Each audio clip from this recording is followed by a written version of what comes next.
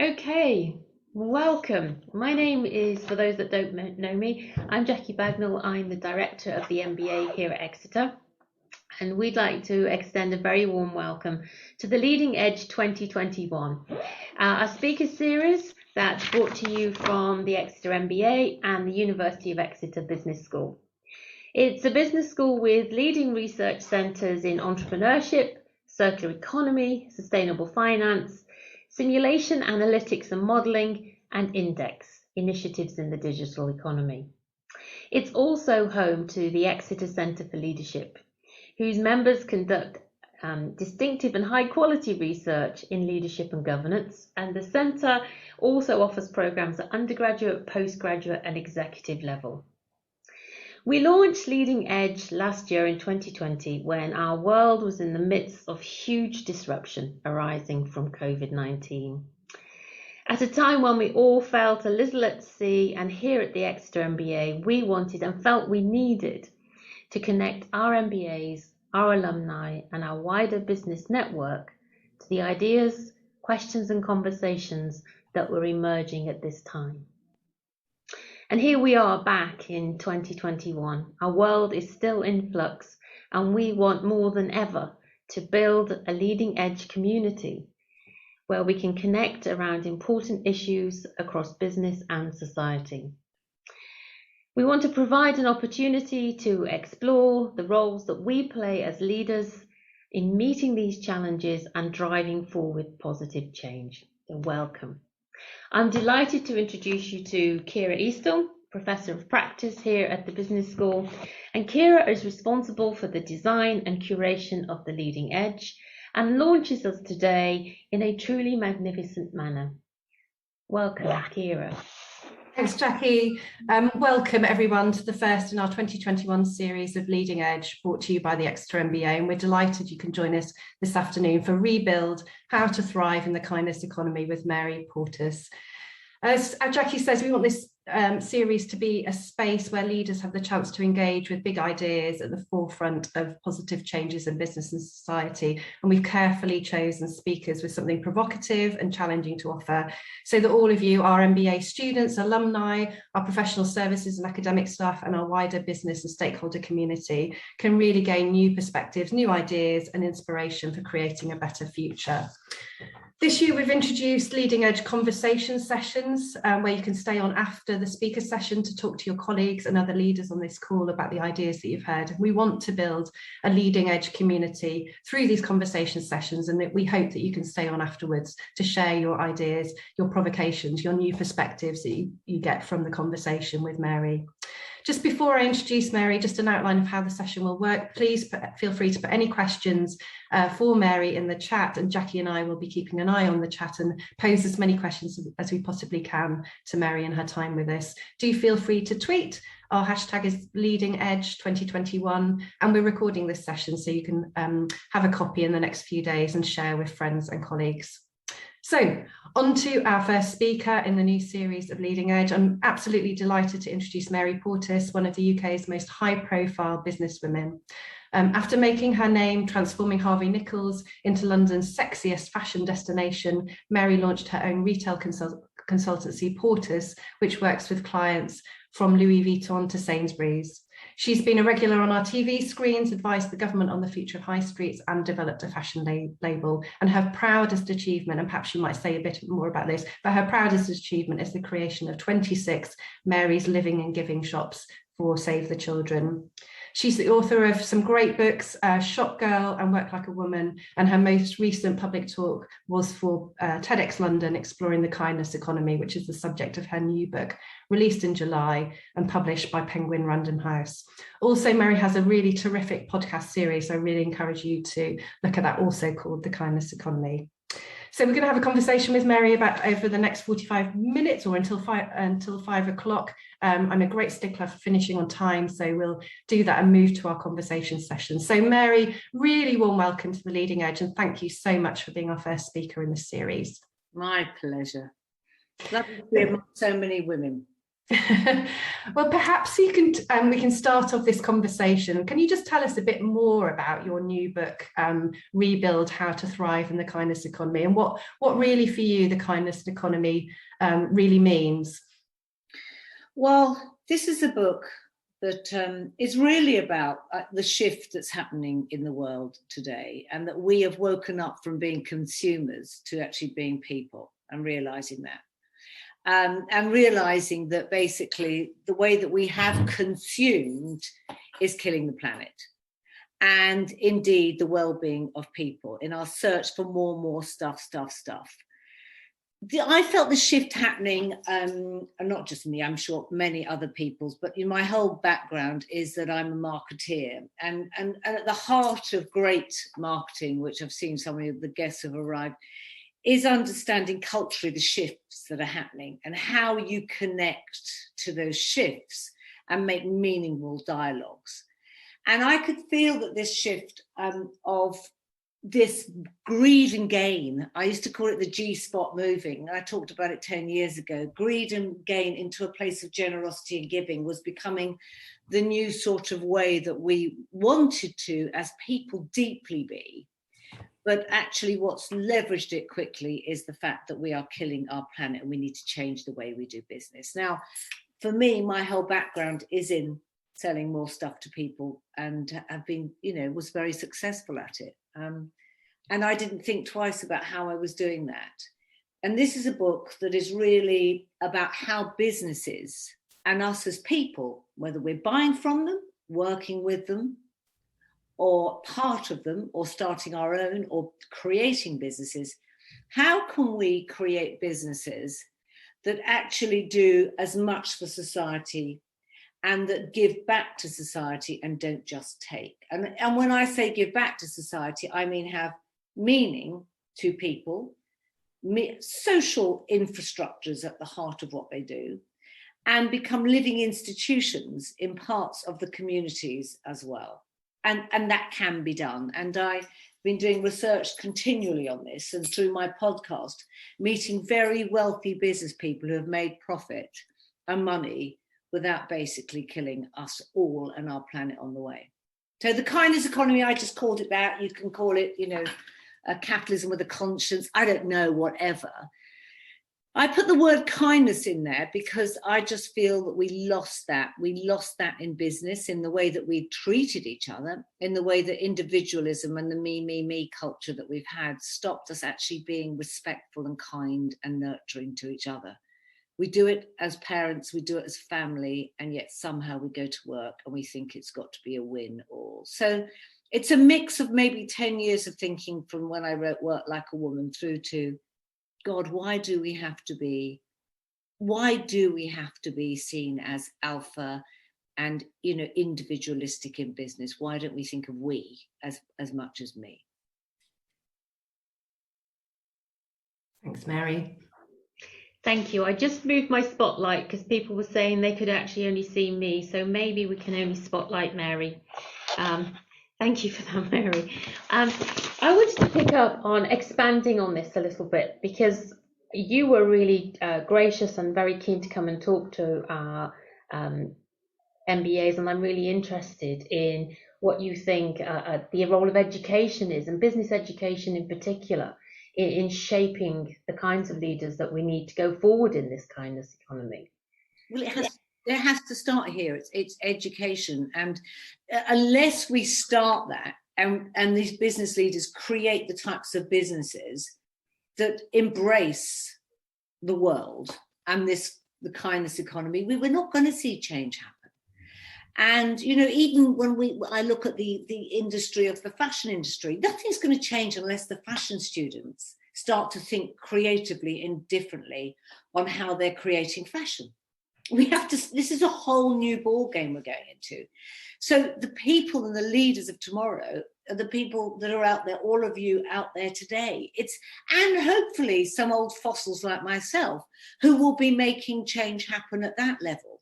But more importantly, and I'm finding it so interesting, it's the new business energy that's coming from the next generations where the change is really, really going to continue. And so for me, that's intrinsic. And I think, you know, in my book, I talk about the give a fucks and the don't give a fucks, you know, and there are people that can make a lot of money short term. You know, I keep getting asked, you know, every time I'll do a talk, you know, and especially from the financial papers. But look at these people. How can you look at the boohoos of the world? Look at the profits they're making. When you go, well, yes, and they will continue. But you've got to decide which camp you fall into. And I think as business future leaders, anyone doing MBAs should be thinking, what do I want to put out into this world? What sort of business do I want to create? What sort of business do I want to work with? What sort of teams do I want to be a part of? You know, this is the kind of antithesis of what we've been shoved down our throats as what success looks like. You know, I always think of The Apprentice, you know, these individualism, knock each other, put each other down, who can make the most money. It's not about how you've grown and connected. It's not about how you've developed a business and a connection with your team players. I mean, this was a show that gave us Katie Hopkins, for Christ's sake. And we need to go, what is the opposite of that? Because we will not have a future if we don't. And I think also, this is what I want to say to so many people, it's the skills that were seen as hard skills, those individualistic, me ones, that actually aren't the hard ones. The hard ones are the soft skills, the soft skills of collaboration, the soft skills of sometimes vulnerability, saying I don't always have the answers here. How do we come together? The soft skills of actually connection and playing as a team together. All of those are the most difficult things to do. And those are the feminine skills. And this isn't anti-men, I talk about this many times. Those are the skills and the way that we let go in this world, in our search, and for individualism at the top. In an individualistic society, and the patriarchy that was built around masculine skills and alpha of the win-win-win in business. And we suppressed the instincts that women bring, the feminine bring. Men suppressed it in themselves as well. And now is our time to bring that back. And I want to see that in the future leaders, because that's where it's got to come from. That is how we will make change happen. And Mary, you talked about these ideas have grown in you really over the last 10 years, but obviously the last 2 with the pandemic really has shifted things. Can you just say a bit about how you think the kindness economy has grown and developed? I mean, you talk about it in your book in terms of your connection with your local area and, you know, those connections that we all had during the pandemic, those sort of small but really meaningful connections with people in our local communities. But can you say how you feel it's shifted and what you think will kind of stick around as kind of things, well, we're not talking about post-pandemic worlds, are we? But as we sort of start to reassert something that was akin to the way that we were before, what's going to stick in terms of the kindness economy, do you think? Well, the thing that I think we realised in lockdown, lots of things happened to us. And I think we really, I mean, it was terribly, and I don't think we can underestimate the trauma of what this was. And it will go through our bodies and out into the energy. And I think we're going to see this for a long time. And different ways that it's been expressed over different generations. But I think one of the most important things is that we realised what was important in life. So connection, you know, and support and kindness and respect for each other. So, and this isn't any nostalgic view, but it was that sort of way of going back and looking after your neighbour. You know, wonderful little things like the co-op put a badge on their delivery guys saying, I've got time to talk. Wonderful. It wasn't about how many deliveries you need to get out. It was actually saying there are lonely people out there. So we realised the power of connection and what happened on that digitally as well. We saw incredible businesses grow up and reimagine themselves through digital platforms. That's never going to go away, but the role of digital was able to become much more about communities. And I saw even brands that didn't see people as customers, but rather as a community of like-minded followers. So we sought out in this time people that we felt connected with our values. So this value system became more important to us. And well-being, a huge part of it, which is going to be continuing to be one of the biggest growth areas. Our homes, our well-being. Stuff that surrounds us makes us feel secure, makes us feel better about, and from the soul. So I think all that started to happen. And then on a local level, we realized how much we needed local, and how even popping out locally and seeing a neighbor in the street was actually a really powerful social infrastructure. Years ago in the 60s, Jane Jacobs wrote a book called The Death of the American City, and she was completely derided by all town planners who were men in the 60s, because she talked about the trivial things that happen daily. And she talked about how you'd pop out to get a loaf of bread and you'd see, you know, your neighbour's daughter and you'd say, can you babysit on Wednesday night? Or you'd see a friend's kid having a fag and go, mate, put it out. You know, it's not going to be good for you. You'd bump into someone with their dog, you'd chat about. And she said all these things, they don't feed a bottom line of profitability. They seem trivial, but the sum isn't trivial. It's a web of security, and it's a way that we as humans want to live. And so I have seen, and looking at the stats, I'm sure many of you have looked at that, we're talking about 70 to 80% of people in the UK are saying, I want to buy locally more now. I've seen the importance of it, and it's really important to me. Now, government haven't got that memo yet, because they just look at the stats and go, oh yes, look at the way that online has grown. Of course online's grown. We've been locked up for 18 months, you muppets. And online will continue. It'll reach a peak. It'll reach a peak. But what we've all realized is that we're neurobiologically wired to connect. And if we just end up buying online, doing our work online, dating online, we are going to end up with the biggest well-being issue in the world. Doesn't matter how much we save the planet will continue, will be gone. The planet will always continue. So what if government get it right? I was listening to Rachel Reeve on the Radio on the Today programme, and I just don't know why Labour haven't done this. Forget that you're not in government, but you could be looking at taking localism and actually putting back into communities. We're going to be spending at least 2 days a week at home working more than we did before. So people will need local. And when you start to see what's happening in Melbourne and in Milan, where they're doing the 15-minute cities, this is what we should be looking at. We need to look at cutting down on petrol, on the way that we are consuming, the way we're traveling. So 15-minute cities, which is absolutely got to be the future, and towns, is every need that you have for everything in your life should be within 15 minutes of walking or cycling. Makes sense on all the things that we have to do to be green in the world, and makes sense on creating these social infrastructures. If I was government, that's what I'd be getting behind, and I'd be looking at the rates, and I'd be looking at the planning and how we can be creating diverse cities and towns connected to the needs of those locally. I still have huge hope in it. And the reason I have huge hope is you start to see all the businesses getting behind this now, the Visas, the American Expresses. There's been a force, this has been on the agenda, the high streets. It's more than just selling stuff, it's creating social infrastructures. Whether that's your doctor's surgery being on there, whether that's well-being yoga studios, we're going to see less retail, but we'll see more social connection. But the retail that we will see is going to be much more experiential, innovative, and creative.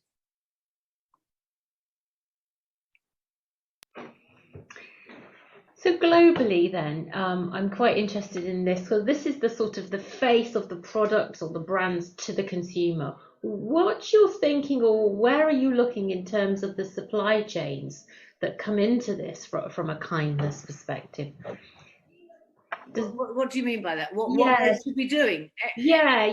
This goes the whole way through.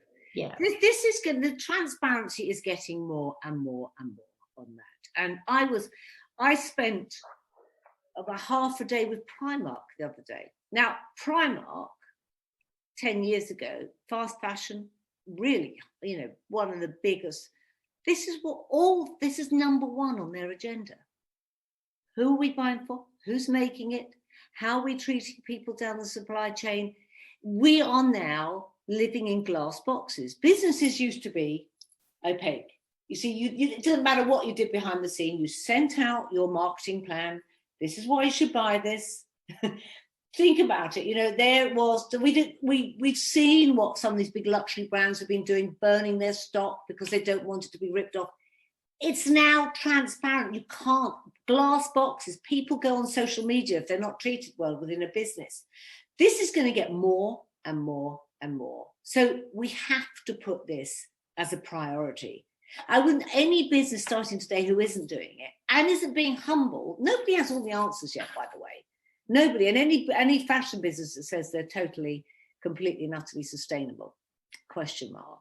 Well, there's one I do know of, the guy who does incredible called Sheep Ink. And he actually can tell you what his sheep, I got him on my podcast, he's totally and utterly sustainable. But it's a big, big journey we have to go on. Supply chain and how we treat people and the way that we will be working is all under scrutiny. I love that sheep ink in your book, Mary, because he puts near field connectors, doesn't he? So you can trace the wool back to the sheep. That's so clever, isn't it? In fact, that was the question I was going to ask you. In your book, you have a few different case studies. For those people that have not read your book, can you just give us a couple of different examples of companies that you think are, you know, as you say, it's a journey rather than a kind of endpoint, but the sorts of companies that you think are really embodying the kindness economy? I mean, one of the old, I'll start off one of the old ones, is Mark Constantine, who owns Lush Cosmetics. I mean, he was the original supplier to Anita, who did Body Shop. He made all her stuff. So he started off as a hippie, you know, in Brighton, concocting all his oils and lotions. And he's got, I think I can't remember how many stores, I think it's nearly 1,000 shops. He's made a fortune. And everything is totally and utterly sustainable, down to which salt that he chooses to put in. The guy has a conscience. He likes making money. He's totally driven. But at the heart of everything he does is great sustainability. So you've got that on one end, Lush, that's been just going forever. Then you've got the guy who started Sheep Ink, who even he can't get the wool because of our farming here not being as sustainable, the sheep farming as it is in New Zealand. He gets all his wool from New Zealand, and it doesn't come by airplane. I think it comes over by boat, and every part he can trace from the sheep, what they're fed, to that cardigan when it comes to you is completely 100% sustainable. Very sweet and very wonderful.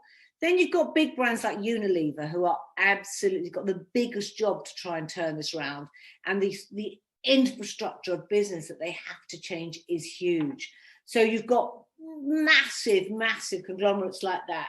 Great sort of hippies who've been doing this, from the Patagonia guys who just was ahead of the game. I went to New York just before COVID, and you know, when Barney's went bust, when Macy's was on its knees, and I was with my son, and you know, you just felt these businesses that were the old schools of business that was about operations. How quickly can I get stuff to you? Really sophisticated operations run by a lot of finance, and even their technology was about how did you create omni-channel.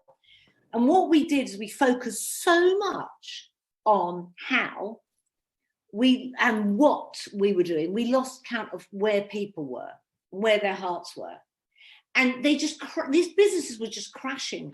And I went into Patagonia; it was packed. And the thing about Patagonia, I often go in and I think, well, it's not exactly, whoa, I've got to have that jacket. It's fine. It's lovely stuff. You know, I was buying my little son his jacket there for school. But at the heart of it was this absolute clear vision, a value system. And I talk about the value system because it's the values that we buy into that says, actually, I'm a pretty decent person buying from them. And I love the way that they're doing business. It was packed. And I think we're seeing so many disruptors come into what were old marketplaces, the beauty industry, you know, really shaking up what were the big beauty businesses that owned. They dictated how you sold their stuff. I was at the other end of that when they used to come into you. Those big brand names are now being shaken up by businesses that are actually putting well-being at the heart of it, how we are as people, and how we are treating our planet. Yeah, there's lots. I interviewed the Brewdog boys and then found out that he was, not being the best behaved. And I know. That was a tough one, because he sat with me and, I think, because it's very difficult to talk about it because I don't know enough, but all these people coming out and going, well, he wasn't very lovely to work for. In fact, quite the opposite. And I felt so disappointed because, I sat with him and he spoke from his heart. Sustainably wise, they are there, but you also have got to do it with kindness. It's the culture, yeah. No, it's a really interesting example. The two together. It's absolutely the two together, and so it was really difficult when that came out, and he was in my book. But I will be getting in touch again just to see how they're changing that, because I think they're doing a lot of work. They've had to make. Yeah, it'll be fascinating to see how that unravels, won't it?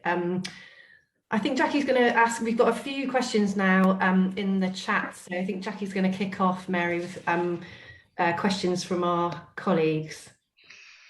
Picking up on the 15-minute city, we have a question here from Mandy about how does that fit with rural living, with villages and rural communities without mass expansion of building on green land. So this whole thing about the remote part of how we can engage with that 15-minute city. Do you have opinions on that? Well, that's a big question. I don't think I'd have the answer. Or only that. What we are seeing a lot of in rural areas, and I'm hoping is going to change, is that you're getting direct from smaller local businesses. So farms that are able to go direct to consumer, as she says the words, or to their customers. And I think that is really a growing. And I think they will have to look at that. They will have to look at how you create the local to be within the area. I mean, I don't know completely the answer on that. This is definitely within cities and towns. But what an interesting talk that I heard Lee Edelcourt, who's an incredible woman, who's one of the big trend forecasters, talked about that a lot of innovation is going to come through farms, and even through that being the way that we will be growing fabrics, that actually the answers to so much of the way we live will be coming from the countryside. So I think the shift will have to happen. The cities are the ones that have been hugely damaged at the moment, but with green issues really ahead of the game, we will have to look at the smaller areas that are in the country to do this. I know also, because I have a place out in the country, and I know I try walking as many places as possible, and it is not easy, that's for sure. Thanks, Mary. Question from Adrian, who says, do you think that the cooperative movement meets many of your aspirations for how to do business? As in the co-op? Yeah. And the cooperative movement generally, I suppose, as well as the co-op specifically. Yeah, no, the cooperative movements is just great. I think we're seeing so much more. Even today, I had to get a cab from my house down to the station, and I was just chatting to little cabbie, and he was saying that he and about 5 other groups of little cabbies have come together to pool resources. And you just see this shift that's starting to happen on realizing that actually cooperation in that level, in that greater sense, is the way forward. And I think, what we're seeing is the breaking down of this, what I called before, the alpha culture of individualism, and keeping all your secrets together in one place, as it were, in your business, to a much more open, connected way of doing business together. And I think those cooperative movements are going to get bigger and bigger and bigger. Thank you. I think this is a good question from Rory. And maybe you've looked at this, maybe it's yet to emerge, but how do organisations measure the kindness economy activities alongside other things? Oh God, Rory, there's a whole thing in the back of my book, and this is where I do go and have to get other people in on it. But there's some brilliant ones. There's the Social Progress Index, which is written by Michael Green, who I got in, who's doing really good work on that. There's a whole bit on the back of it where he goes into businesses and looks at what does success look like. We know that we've got profits in there. How do you measure that? Kate Rayworth, who wrote The Donut Economy, I spent ages with her. These guys are brilliant economists, and they've worked out different ways of measuring it. We're getting that as well. That's going through what's the organisation? What's the organisation that's? I'll think of it in a minute. But there's a list of these guys on measuring at the back. But here's the other thing. You have to identify within your business as well what good looks like for you. What does better mean? And what does that mean for your business? And that's a really important thing, because sustainability is a huge part of it. But there's so many different things that you need to put on your checklist of saying, what will feel like a good kindness economy business to us? And that might be different from someone else's business. What do we think is deeply important to us as people? And how you measure that, you can actually do within your own businesses.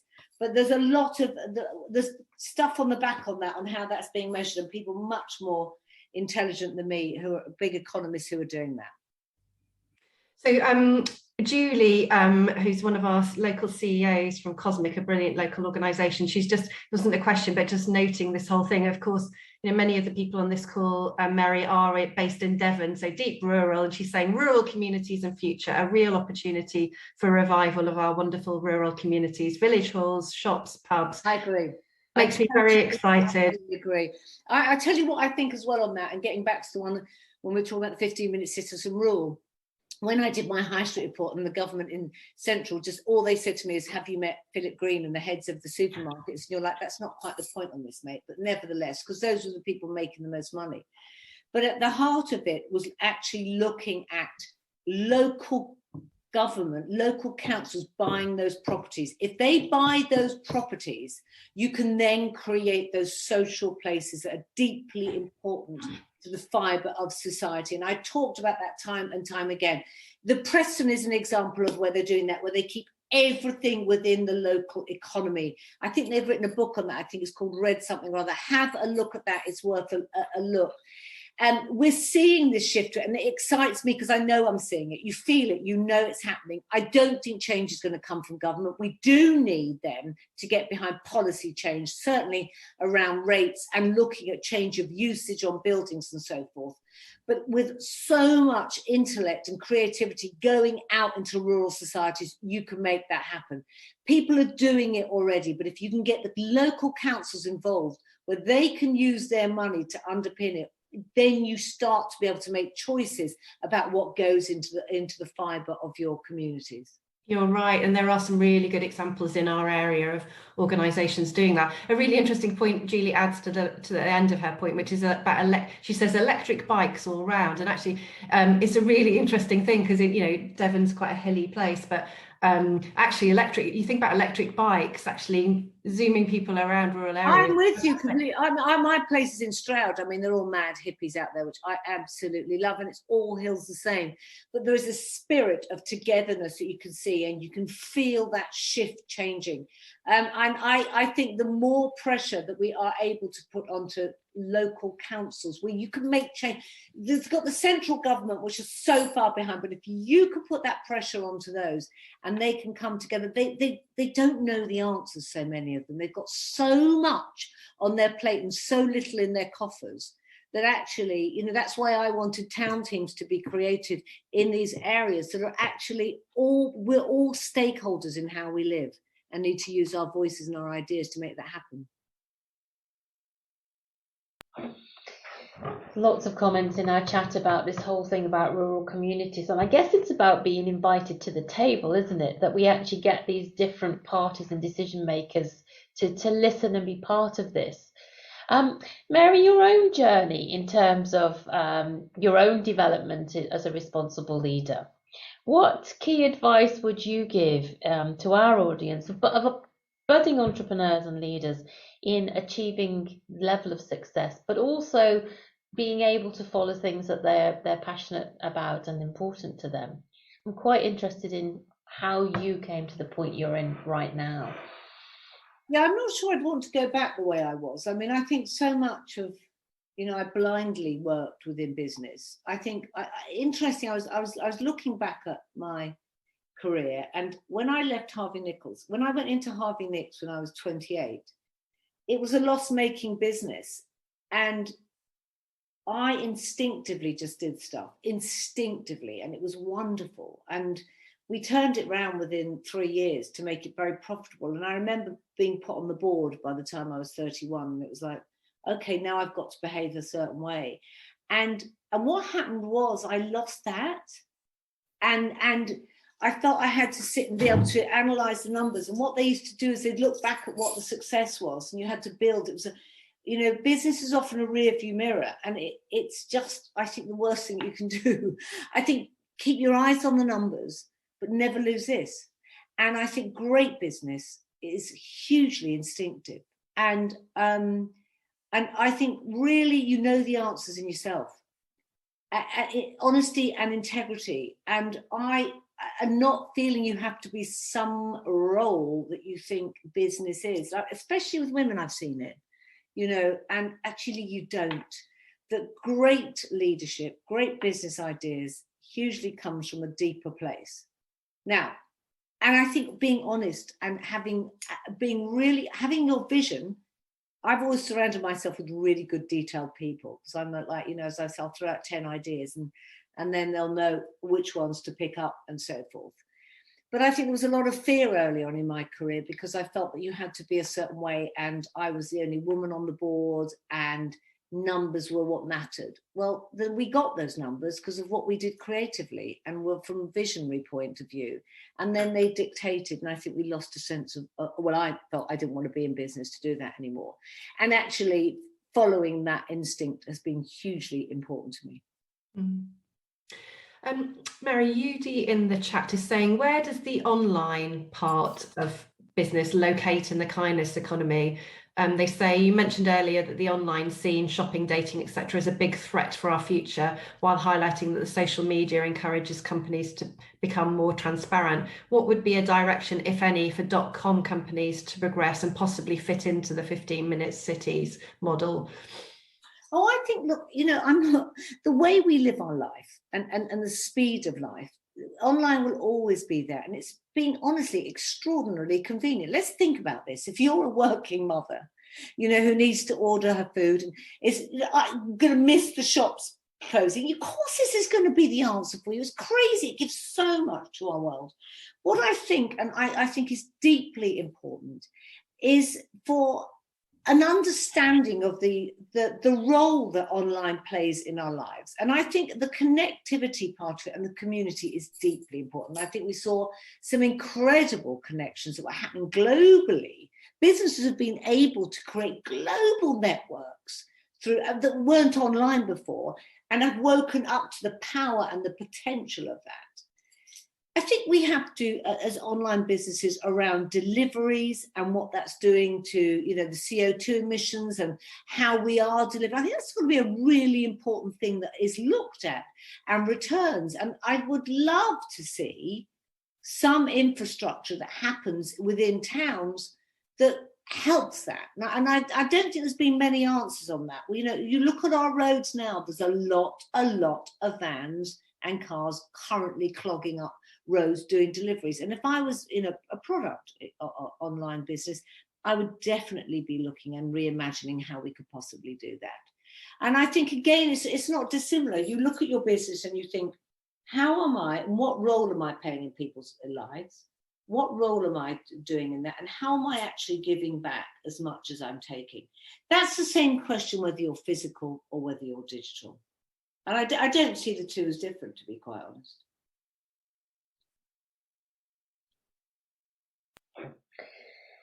Question from Gemma, one of our MBA alumni.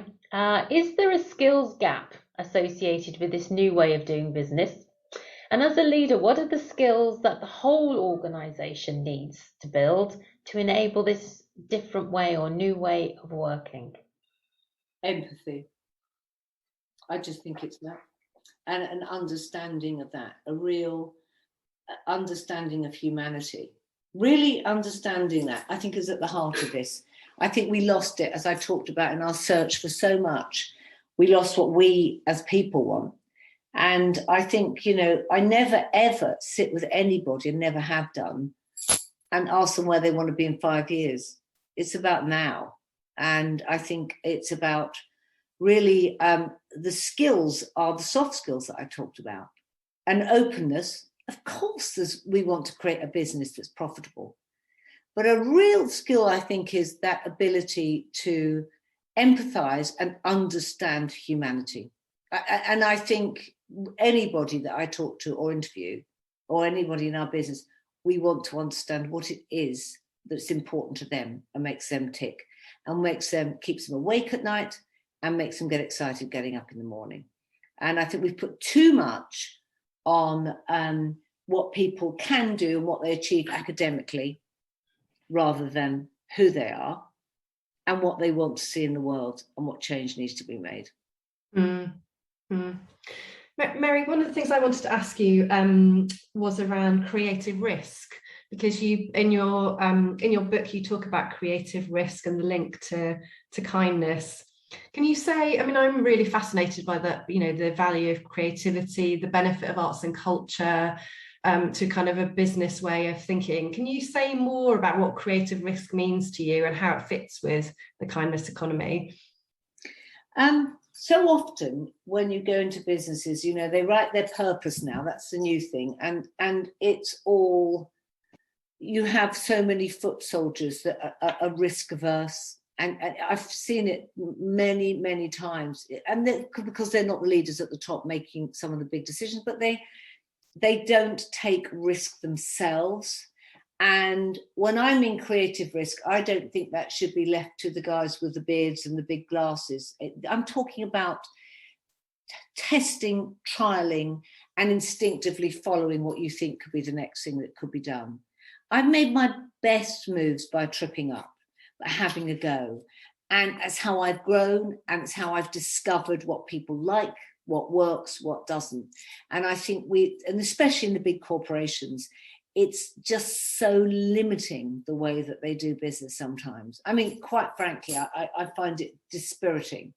And I think even if you look at some of the business landscapes today, the really big organizations, I don't see a lot of creativity happening there. And I think that that's what the future is going to be. I think it is that what happened during lockdown is we saw such creativity of how people saved their businesses, had to come up with ideas. You literally, it felt like the metaphor of going down the back of the sofa looking for small change.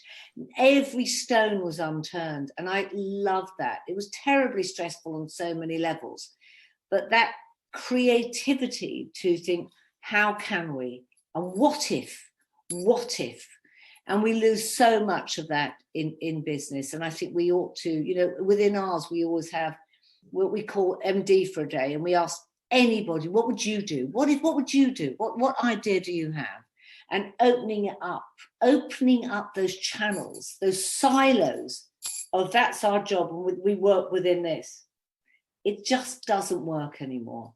And I think, when I look at some of the really interesting brands that are coming along, I just think, God, I was talking the other day about, I was giving a talk to the big beauty industry, and I was talking about Glossier. And you think how she created this business, right? By a blog, first of all. Okay, she was the beauty editor at Vogue, but I've known a lot of beauty editors at Vogue that want to start their own business, and met quite a few. And she starts this blog, and she's just comes at it completely by asking people their opinions. And then they create this community of women that talk about skincare, and they open it up. And it's just knocked any beauty industry on the head. And I was seeing my daughter when we were in lockdown, going online to buy some stuff from Glossier. And she had it delivered, and 3 pieces weren't right. She didn't like them. So she had a chat, can we help? And she said, these don't work. And they just sent a note back saying, give them to some of your friends. Now, it was just such a most wonderful way of going, don't do the returns. And what a PR exercise. I'm telling you all about it. Verity goes out and gives 3 of her mates these Glossier. They think she's wonderful. They've got Glossier now in their bag. And I think of the big beauty houses where I've stood in a Selfridges or a Harrods and bought my beauty, and they've sort of, between squeezed lips, given me a sample, which is always a bloody eye cream, which I don't want, thrown in the bag. And you think, look what this is, you know. And when you go to New York, they queue, and LA, outside Glossier to get in, outside Supreme, because they do these drops and collaborations that are completely left of center.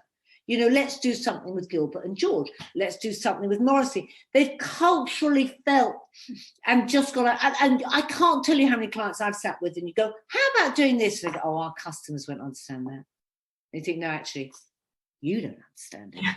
That's the problem we got here, is that because creative risk is just being connected, and you'll know this, Karen, to every type of culture, every bit of it. And it's knowing, I'm going to take that little bit there and I'm going to put that into business. That's how I've done my business. That's how I've made that. It was nothing to do with following operationally what it was. It was that cultural link to the zeitgeist and knowing, let's all play here.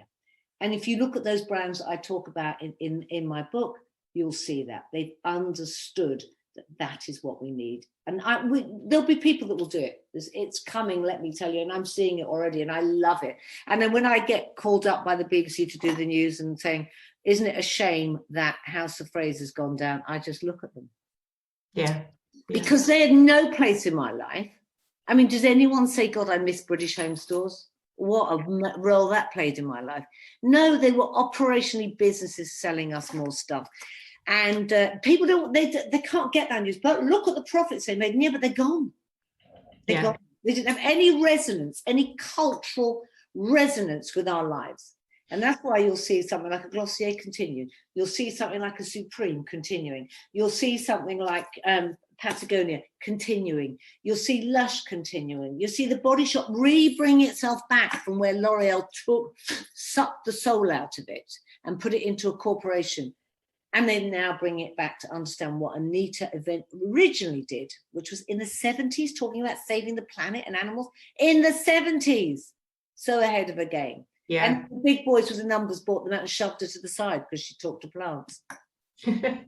Yeah, it's interesting. One of our future speakers on Leading Edge, Darren Henley from Arts Council, has written a book on creativity, and one of the things he talks about, and I know you'll be familiar with, is creativity being one of the last skill sets that will be subject to automation. It can't be automated, and No. you know, and artists and creatives and artisans and so on, you know, that is those skills will never be most, and you listen to Gove taking this out of our curriculum.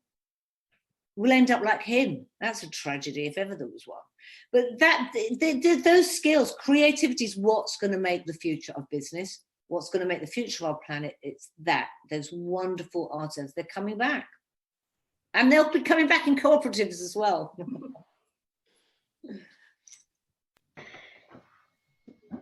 Circular economy. So you mentioned Kate Rayworth and Donut Economics, and we do a lot of work here with the Ellen MacArthur Foundation.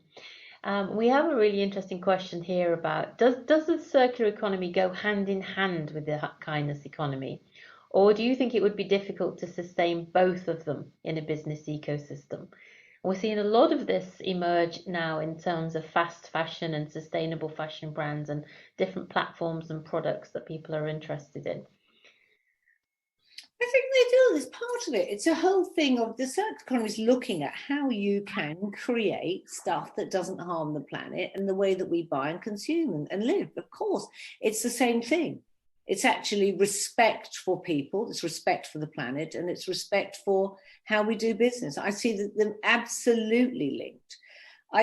On the sustainability thing, I knew that if I went out and wrote just on that, people get really scared and cannot see how they're going to do it. And it's one of those where you go, hang on a minute, let's look at this in a broader sense. So what Kate's written about and the circular economy, I mean, you know, when I did my charity shops 12 years ago, you know, I knew that if we could make that stuff look sexy and fantastic and feel really valuable in people's lives, you can make money. My charity shops are the most profitable shops in the country. And all I did was put community and respect into places and not make them look like dumping holes where, you know, the average sales assistant was 85 because no one else would give their time to give back. How about if you did it differently and you said, okay, let's create a place that's about recycling, upcycling, and the benefit is to people who have less than us in the world, what people would you magnetize and bring into that? And I would have artists that come and do the shops for free. I've had Florence from Florence the Machine give our whole collection, over, because I've created places that have respect and people where people want to be. So when we look at the circular economy, we have to do it that it also gives joy to people. And that's what I think the kindness economy, we don't want this to be too earnest. And so I've tried to say to people, there's so many different ways that you can start on this journey. Let's break down the old ways of behaviors and let's create these new ways. And also by making this new way rather sexy, because no one wants to be the old dinosaur. So let's make the big loads of money makers that destroyed the planet and people in doing so and our well-being, the dinosaurs, and make this the new, innovative, creative, future way of doing business. Of course, so many of them, it's number one on their agenda now. And we have to do that to people. That's the other thing. The biggest thing from the fashion industry is it's okay when you've got young girls who can, the vintage is sexy, but we still have what I call the Kardashian factor, which is still, and the social that is still how many outfits can you get on and TikTok and how that's a huge thing. So we have to shift the message. The marketeers need to shift the message. And they're slowly getting there. I mean, Vogue for the first time. I mean, how that could have been so powerful in all of this. But, for the first time in lockdown, when it actually put a Hockney on the front of its covering as opposed to a size 6 model, it was a hallelujah moment. But it's not enough. No. So it's really not enough. But that's the big dialogue that needs to be shaped. And it's around, young women particularly, and young men, their self-esteem and what they buy and how that reflects who they are in the world. That's a big job to be done. How does that link into the whole thing that you talk about in terms of status sentience? Is this part of that? Yes, well done. You've been reading my book, Jackie Bagnall. So, okay, if you look, when I went into business in the 80s, it was status symbols. So I wrote in the book, and it's funny, but it's not funny, how I sat with one of the big designers and, which handbag can we market? How do we get everybody wanting this bag? I mean, and beautifully did it, made loads of money. Status symbols was all about I have, therefore, I shop, therefore I am. They had the great Barbara, what's her name, doing the Kruger, doing those artworks. It was all about bling culture, and labels. That went for a very long time. And then it sort of shifted when it got a bit gauche. When you saw sort of, all the Burberry and the terraces, or Daniela Westbrook dressed head to toe in Burberry, and it was all about whoa. And it became a little bit more sophisticated, and status stories entered. The status is always there. Status, everybody wants to feel they're getting something right and that they're modern and they're doing all right. And so it moved into discovery. Even in the food industry, where you bought from, did you buy from the local market? Became much more sexy than uploading, a ton at Sainsbury's. Now we're moving into an era of status sentience. And sentience is... it was an Eastern philosophy, but it's also about respect, care, and experience. And we're moving that we know doing the right thing that says, I'm doing the right thing. Like me wearing my brother's 10-year-old shirt that he gave me is status sentience. But I'm telling you that. 20 years ago, I wouldn't have told you that. I'd have gone, yeah, I got this from Dolce. And that shift, we need to keep moving on. It's like me coming out of, Waitrose with 10 carry bags and bumping into your car. I'd be embarrassed. Like, why have you not got your recycling bags? Yeah. So it's being seen as doing the right thing, but also knowing deeply it is the right thing. And of course, there'll be a lot of greenwashing and shit that'll be coming out around that. Of course. But that's the movement that's starting to happen. And it's how we communicate our businesses to that movement with intelligence and integrity that's going to really count. Thank you, Mary. Well, we're just coming to the end. I mean, we haven't been able to ask all of the questions that we've got. You've definitely started a debate, which I think will happen in our conversation sessions afterwards, about farms and about rural areas. And I think that's fascinating. I don't have all the answers. I don't have any of them. I've some of them. That's the thing, none of us do. But if we come together, this is where the movement starts to happen. And that's, to me, what the kindness economy is. And I love it more when I get called in by, the big banks to talk about this. That there's traction. There is no one answer, but there is that feeling. And let's not ever, ever push aside our feelings. That's at the centre of this. Well, Mary, thank you so much for coming and joining us this afternoon. It's been an absolute pleasure and a long-held aspiration of mine to be able to chat to you. So you've made me very happy this afternoon. So thank you so much. Just to give a plug to your book that we've mentioned so much, in fact, all of your books, they are available from Waterstones Online, from Blackwell's Bookshop on campus, from, of course, our local independent booksellers, of which there are many in Devon, and of course, from your university and public libraries, which are the ultimate in the circular economy. And do, as I mentioned, remember Mary's podcast series. Now, just so everybody knows, our next event is on the 18th of October with Mary-Ann Seekhart, who'll be talking about the authority gap. Fascinating topic, Mary, why women are still taken less seriously than men and what we can do about it. So do join us for that. And our other two leading edge events this year, John Amici back with us again after such a good session last year, and Darren Henley, who I mentioned, Chief Executive of the Arts Council, talking about the role of arts and business. And you can register for those via the link on the screen.